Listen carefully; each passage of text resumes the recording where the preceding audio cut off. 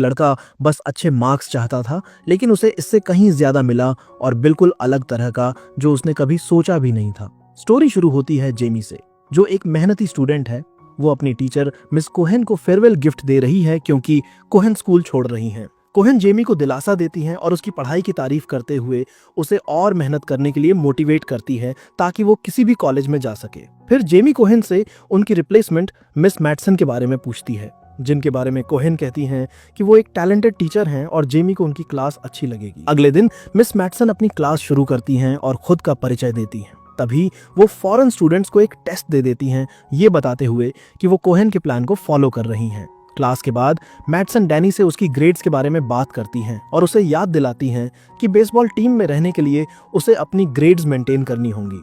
Danny पूछता है कि क्या वो स्कूल के बाद इस बारे में बात कर सकते हैं और मैटसन मान जाती हैं। बातचीत के दौरान मैटसन पूछती हैं कि क्या उसकी कोई गर्लफ्रेंड है और डैनी जेमी का जिक्र करता है जिसे वो पसंद करता है। हालांकि मैटसन अब जानती है कि डैनी किसी और रिलेशनशिप में है। मैटसन डैनी में इंटरेस्ट लेने लगती है। वो उसे असाइनमेंट में एक्स्ट्रा हेल्प की ऑफर करती हैं और कहती हैं कि वो गुरुवार को स्कूल के बाद फ्री होती है। डैनी मना कर देता है और बताता है कि वो अपना आने वाला एनिवर्सरी वीकेंड जेमी के साथ बिताना चाहता है। तब मैटसन उससे उसका फोन नंबर मांगती है ताकि वो उसे असाइनमेंट में मदद कर सके।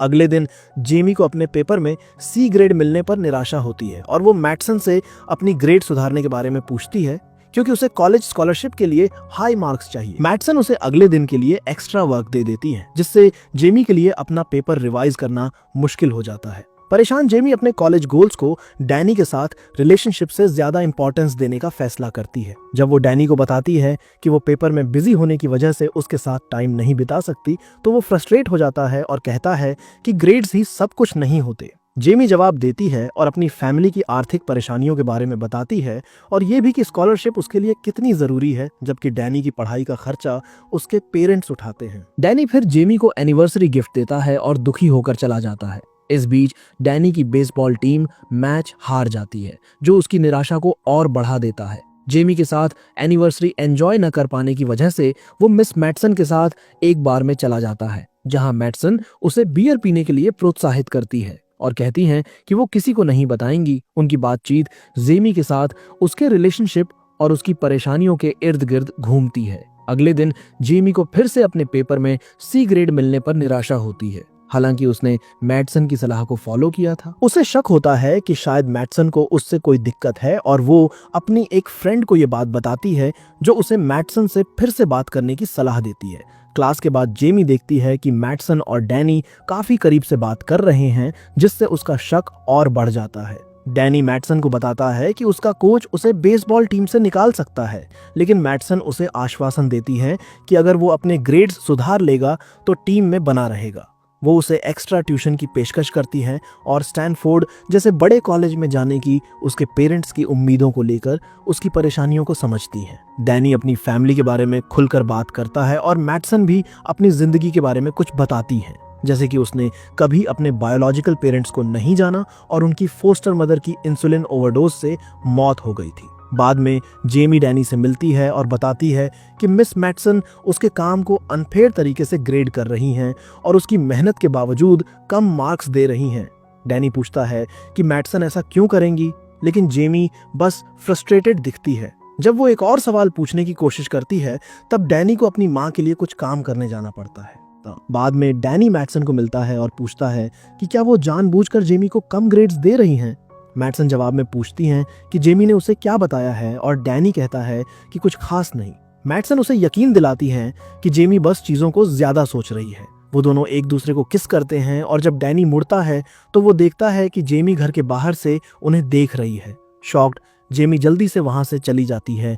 डैनी मैटसन के रोकने की कोशिशों को नजरअंदाज करते हुए उसके पीछे भागता है।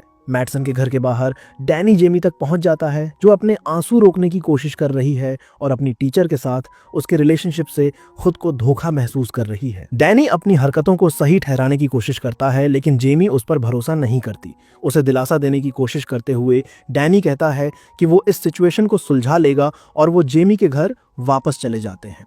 अगली सुबह मैटसन जेमी के पास आती हैं और माफी मांगती हैं। वो मानती हैं कि दूसरे पेपर में सी देना गलत था, और उसे बदलकर ए कर देती हैं। जेमी जवाब देती है कि ये माफी मैटसन और डैनी वाली सिचुएशन को ठीक नहीं करती। बाद में मैटसन प्रिंसिपल से बात करती हैं और रिपोर्ट करती हैं कि जेमी अजीब बिहेवियर कर रही है। हालांकि प्रिंसिपल जेमी से बात करना चाहते हैं, मैटसन जोर देती हैं कि वो इसे संभाल लेंगी और एक सही नतीजा निकाल लेंगी।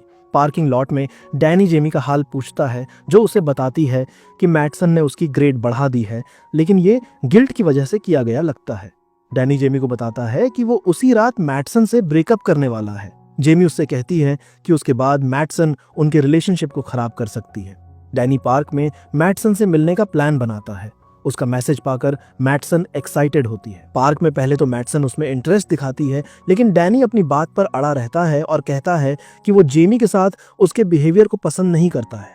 मैटसन उसे रोकने की कोशिश करती है, लेकिन वो उसे रोती हुई छोड़कर चला जाता है। हताशा में मैटसन अपनी कार में बैठती है और एक लापरवाह फैसले में डैनी को टक्कर मार देती है। वो जल्दी से उसकी लाश छिपा देती है, कार साफ करती है और बाद में जेमी की जानकारी के बिना उसकी कार पर डैनी का खून लगा देती है। अगली सुबह पुलिस पार्क में मिले एक टीनेजर की मौत के केस पर चर्चा कर रही है। इस बीच जेमी बार बार डैनी को कॉल करने की कोशिश करती है, लेकिन वो फोन नहीं उठाता।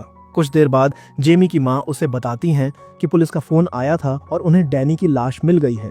पुलिस जेमी और उसकी माँ को स्टेशन आने के लिए कहती है। स्टेशन पर उनकी मुलाकात डैनी के पेरेंट्स से होती है, जो अपने बेटे की मौत के लिए जेमी को जिम्मेदार ठहराते हैं। तनाव बढ़ता है, लेकिन पुलिस बीच में आकर सिचुएशन को शांत करती है। पूछताछ में जेमी बताती है कि डैनी अपनी गर्लफ्रेंड मैटसन से ब्रेकअप करने के बाद उसके घर आने वाला था। पुलिस चौंक कर पूछती है कि क्या जेमी के पास मैटसन और डैनी के टीचर स्टूडेंट रिलेशनशिप का कोई सबूत है। बाद में पुलिस मैटसन के घर जाती है। वो डैनी के साथ किसी खास रिलेशनशिप से इनकार करती हैं और कहती हैं कि जेमी झूठे आरोप लगा रही है। मैटसन कहती हैं कि पिछले हफ्ते से जेमी का बिहेवियर बदल गया है। जब पुलिस पूछती है कि घटना के वक्त वो कहाँ थीं, तो मैटसन कहती हैं कि वो मूवी थिएटर में थीं। अगले दिन पुलिस जेमी के घर सबूत ढूंढने आती है। उन्हें जेमी की कार के आगे खून मिलता है।